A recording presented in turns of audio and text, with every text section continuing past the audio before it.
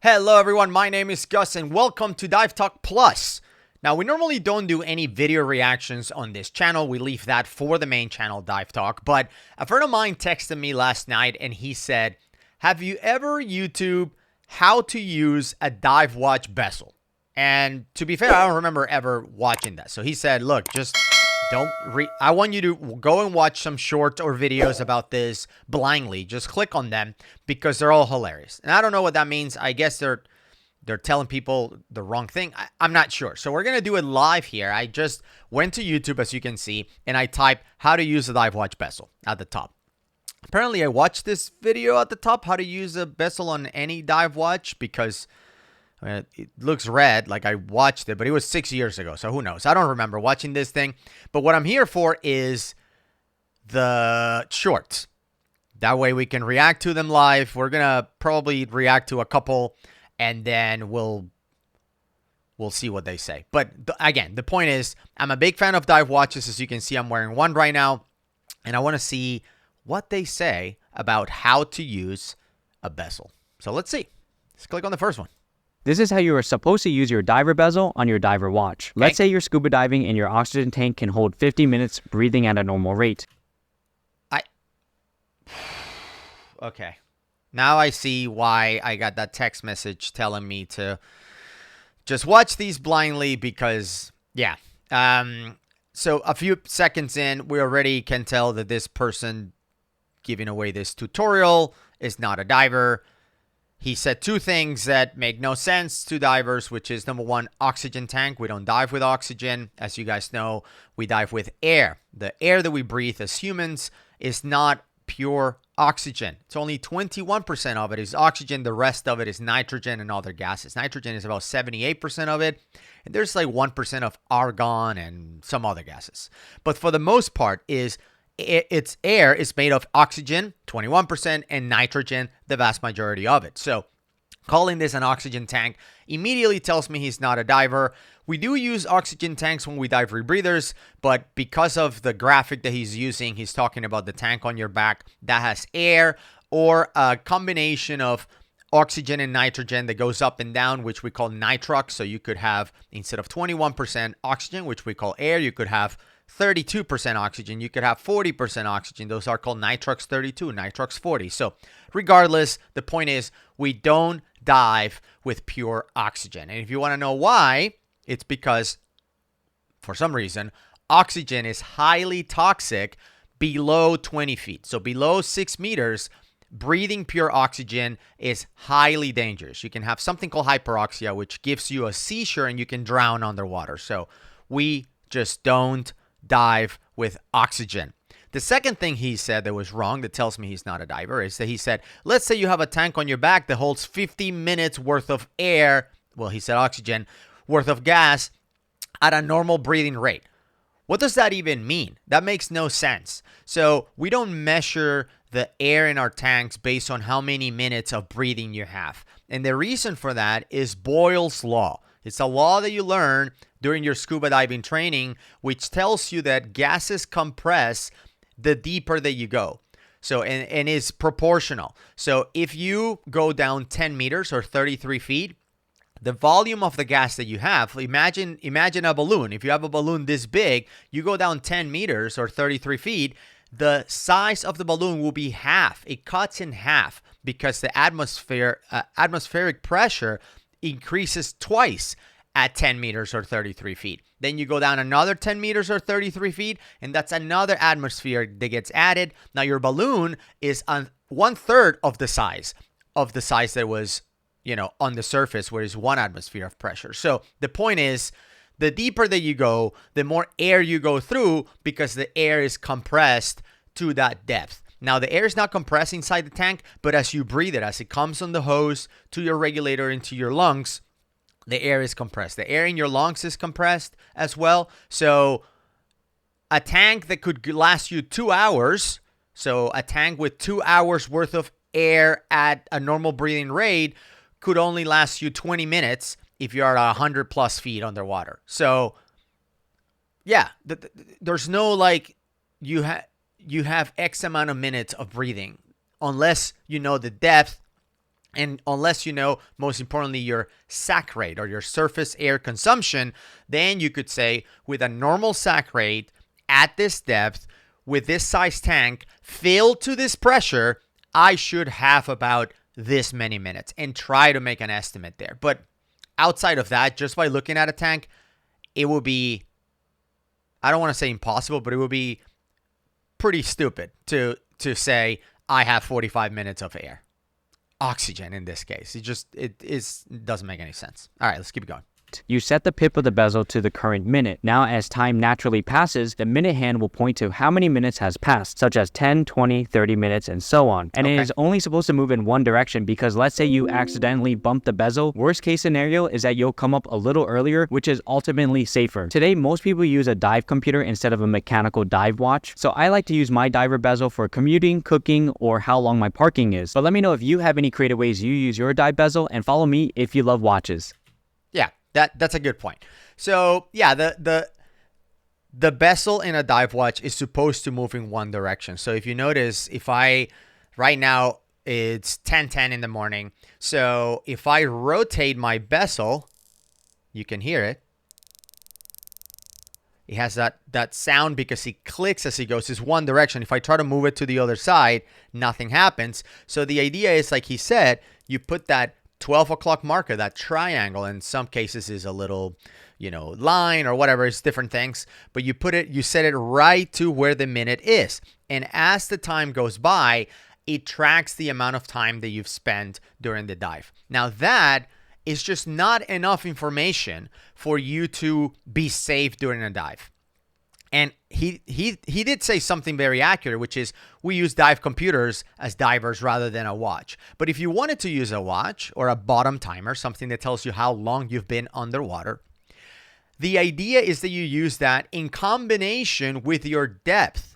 And the reason for that is if you're staying under your non-decompression limit, which tells you how long you can stay at a given depth based on the air you're breathing, then you have to match how long you've been there versus the gas that you're breathing. So for example, if you go down to the maximum depth recreational divers typically go to, which is 132 feet or 40 meters, then the time that you can spend within your NDL, within your non-decompression limit at that depth, is only a handful of minutes. I believe it's something like 6 to 10 minutes. I don't remember exactly. And I don't have tables memorized. So if you want to hammer me in the comments, because I don't know off the top of my head how many minutes you can spend at every foot of depth, then go at it. You're a better diver than me. So let's just say is 8 minutes for simplicity that you can spend at 40 meters. Just the fact that you can see how much time you've spent on a dive is meaningless unless you pair that with the fact that you've been, let's say, swimming around a wreck at 40 meters or 132 feet for 8 minutes. Okay, it's time to go up. And even when you do that, you start going up and you can stop along the way, because the way the non-decompression limit works is the time extends the shallower you are. So for example, at 60 feet or at 20 meters or so, you may have 60 minutes. So you have an hour that you can stay at that time, whereas it's only 8 minutes or whatever at 132 feet. So if you start going up, you could reset your watch if that's what your plan is. If your plan is, I'm going to go to 40 meters or 132 feet, spend 5 minutes there, then I'm going to swim up to 20 meters or 66 feet, and I'm going to spend more time there, you can go up without exceeding your maximum ascent rate. You can go up to 66 feet and then reset your watch, because now you know that you can spend, let's say, 20 minutes there. Again, that is all matching the amount of air you have left, because you have to leave space for reserves. If somebody comes with an emergency telling you they have no gas, you have to donate and be able to get to the surface. So there's multiple moving parts. It's time, it's depth, it's also the amount of gas you have left, and the type of gas that you have. So this is why dive watches is just one little piece of the puzzle. And I feel like these videos kind of simplify that. They just say like, okay, you just go down, set your bezel, go for the dive, and come up, and the bezel just tells you how much time you spent. That how much time underwater is irrelevant unless you add the depth, the gas, like all of those different things that we have talked about. All right, let's go and find another one. That one is over. Okay, this one has an exclamation mark, so it must be good. What does turning the bezel on a dive watch actually do? It measures how much oxygen you have left in your oxygen tank. Ah, guys, come on. I mean, look, I'm accused in this channel and the Dive Talk channel of being hypercritical, but come on.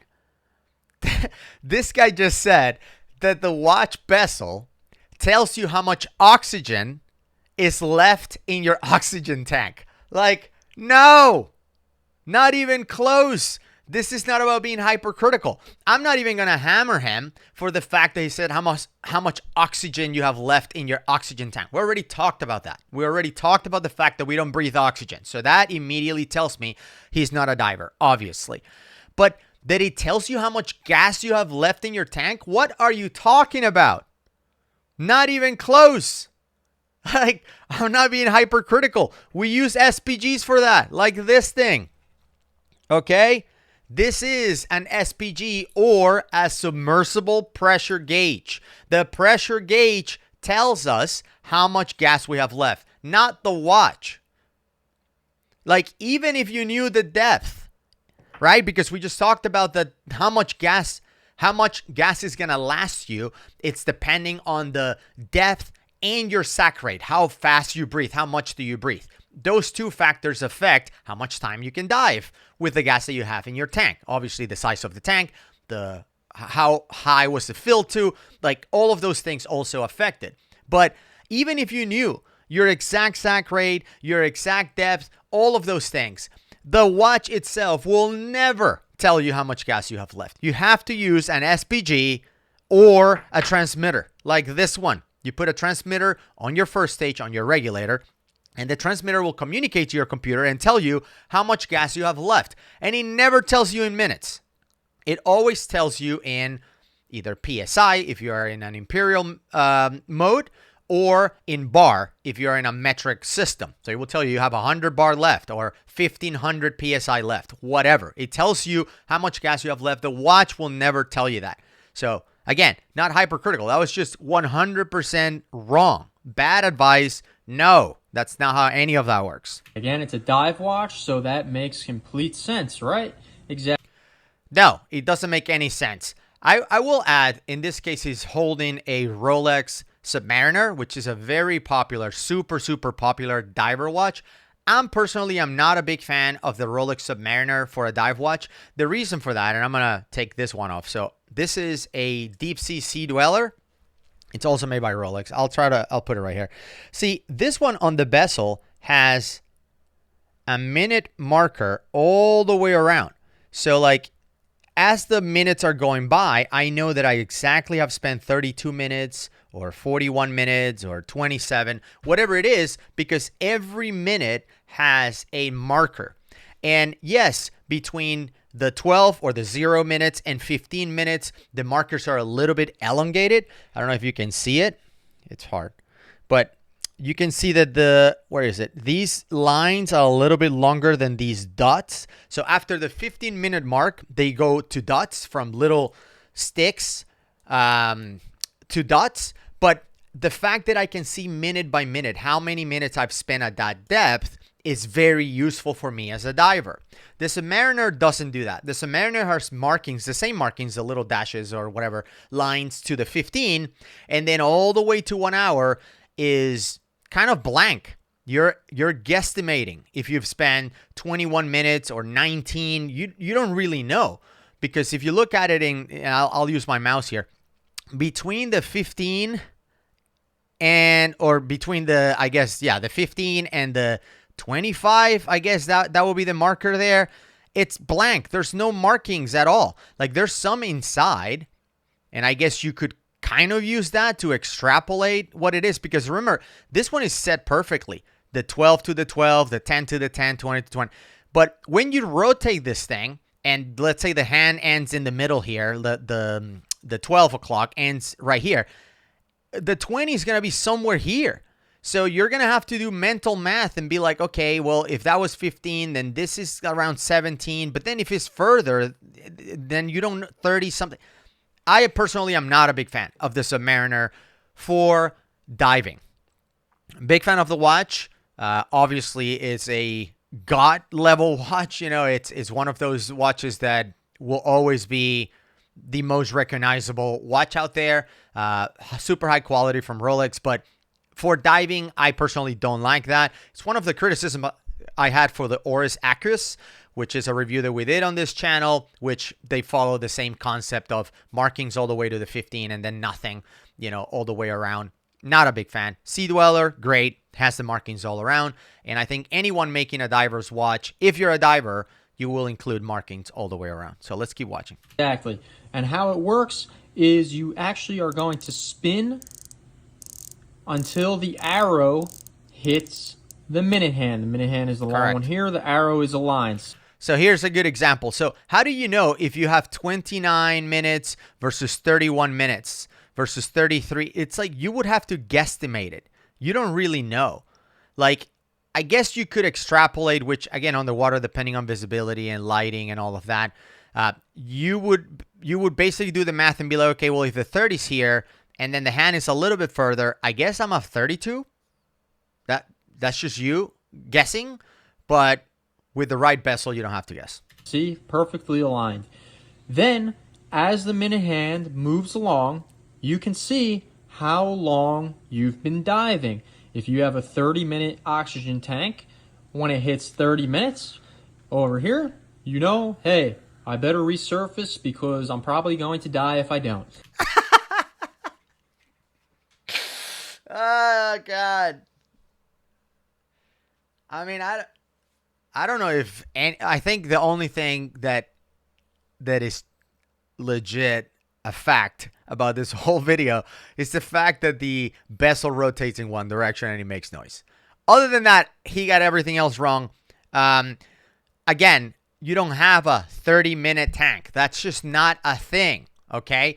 Tanks come in all kinds of different sizes, and even if you have a size, the sizes themselves come in high pressure and low pressure. Low pressure tanks have to be filled in PSI to 2400. You can push it to 2640 because they accept a little 10% more gas, so you can push it to there. But then high pressure, you can go to 3500. So the same size of tank will have more gas if you have a high pressure versus a low pressure. So even the same size, you cannot tell this is a 30-minute tank or 50-minute or 60. That's just not a thing. And that is then affected by not only how much gas you have in it, how much gas they push pressure-wise into the tank, but the depth, the sack rate, like whether you're, you know, letting someone else breathe out of it. I mean, it's like on and on and on and on and on and on facts that prevents you from accurately saying, I have a 30-minute tank. But even if you did, even if you were a savant, somehow you figure it out, you're better than every other diver in the world, and you can just look at a tank and somehow be like, that's a 30-minute tank. Again, it just sounds ridiculous that we're even in this scenario, but let's say you did that. You're not going to wait until 30 minutes to surface because you're going to die. Like, what are you talking about, right? Even if that was the premise, which is absurd, as we already have established, then you would probably live out some margin of safety and say, okay, at 20 minutes, I'm going to start my ascent because if I have an issue and I go hypercapnic, for example, or I start hyperventilating, for example, or my body runs out of air and I have to donate it, I don't want to wait until minute 29 when I have 1 minute left of air because I magically in my head can tell exactly how many minutes of oxygen I have left in my oxygen tank. You don't wait till 30, like at least get that right. At least know that, hey, if you have 30 minutes of gas, around 20, maybe 22, start heading up because it's going to take you some time to get to the surface, especially with a safety stop. There will be, depending on your depth, 3 minutes, 5 minutes, 9 minutes, depending on how long you've been at depth. Like, I wonder now if there are any factual how to use a dive bezel videos out there. because I don't even want to say I want to record one, because you may be watching this and be like, who are you to tell me how to use a dive watch bezel? I agree with you. I'm not going to be the one telling you, but I wonder if there are any people out there who are actually showing how you could conduct a dive successfully and safely with a watch. But let's make it legit. Make it so it's not like you're going to go down, spend 10 minutes and go up, right? Make it a legit dive. Pick a wreck. Pick like the Big O, but it's not that one. It's the Big O is the Oriskany.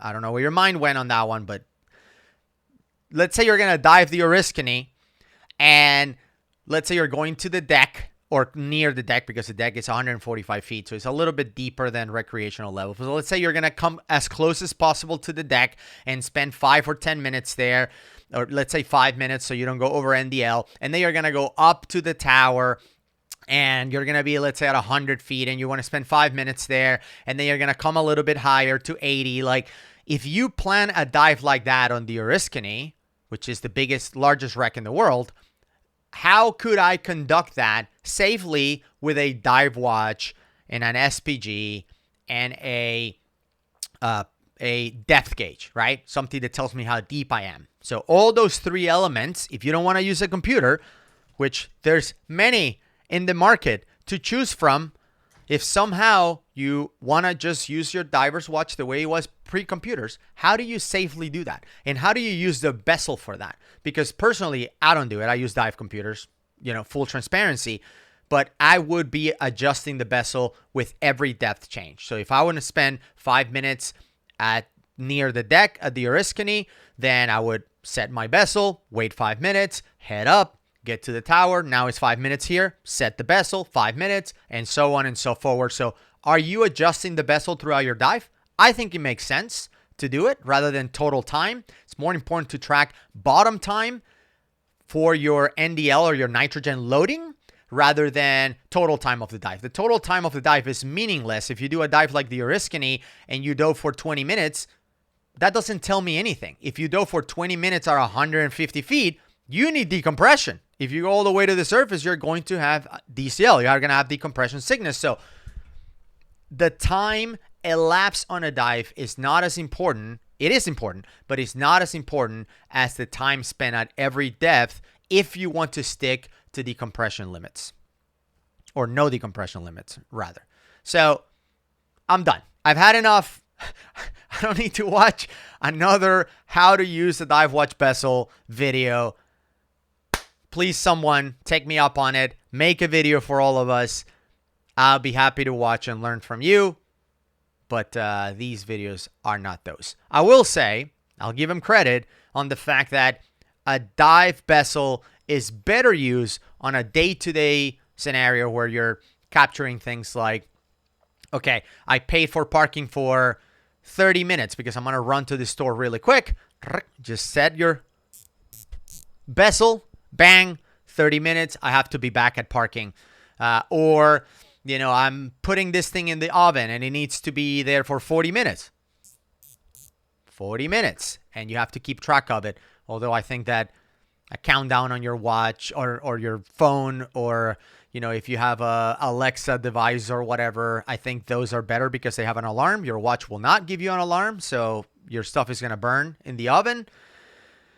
But anyway, the point is, I think the watch bezel on a dive watch is way more useful for day-to-day activities and things where you need to spend certain times doing certain things rather than diving. I think if you're a serious diver, you will use a dive computer. Dive computers are not that expensive. Like this one right here, which I kind of strip off the straps. This one is $160. It's a great dive computer. I have a Mars Puck somewhere, which is also like $100 and something. Like, you can buy a bunch of dive computers for like $100 to $200. If you can afford a Rolex Submariner or a Deep Sea Dweller or a Sea Dweller or any of those dive watches, you can afford a computer. So just get a computer and do a dive safely and not letting your watch tells you how much oxygen is on your oxygen tank. Anyway, I mentioned my review of the Oris Aquus, which is a dive watch, and I compared it to a couple of other dive watches I have, and I'm going to leave it right here in case you want to go check it out. Great watch. I miss it. I only had it for a few days to do a review, and then they took it. But great watch. We'll see you in the next one.